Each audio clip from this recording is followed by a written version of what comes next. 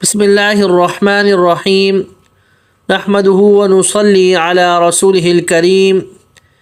1 minute کا مدرسہ، سبق نمبر 62 الحمدللہ سبق نمبر 62 ہے، اور ہر سبق میں 5 چیزوں کا تذکرہ ہوتا ہے: ترجمہ نماز، ایک سنت، ایک کبیرہ گناہ، گناہ کے نقصانات، طاعت اور عبادت کے فوائد۔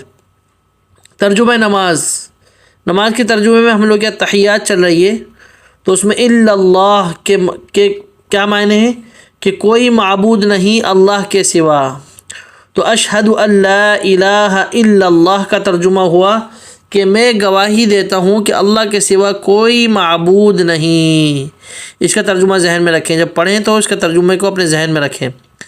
ایک سنت، کل عورتوں کے نماز کے طریقے کا یہ فرق بیان ہوا۔ پہلا کہ جب سجدے میں ہوں گی تو دونوں پیر کے ٹخنے بالکل ملا دیں۔ دوسرا کہ سجدے میں عورت پاؤں کھڑے نہ کرے بلکہ دائیں طرف کو نکال دے۔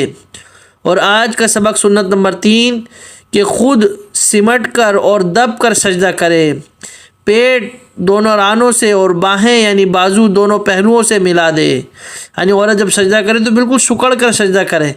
یہ سجدے کا طریقہ عورت کی نماز کا۔ ایک کبیرہ گناہ، بڑے بڑے گناہ جن پر سخت عذاب کی وعید آئی ہیں، ان میں سے ایک بڑا گناہ ہے کسی مسلمان کو بے ایمان، کافر، خدا کا دشمن کہنا، یعنی کسی بھی مسلمان کو ایسے القابات سے پکارنا کہ یار یہ تو مسلمان بے ایمان ہے، یا یہ کافر ہے، یا یہ خدا کا دشمن ہے، اس طریقے سے کسی پر عیب لگانا، کسی کے عیب یعنی بری بات برے القاب سے پکارنا، یہ کبیرہ گناہ ہے، اس پر سخت عذاب کی وعید ہے۔ گناہ کے نقصانات، گناہوں سے دنیا کا ایک نقصان یہ ہے کہ طرح طرح کی خرابیاں گناہوں کی نحوست سے زمین میں پیدا ہوتی ہیں۔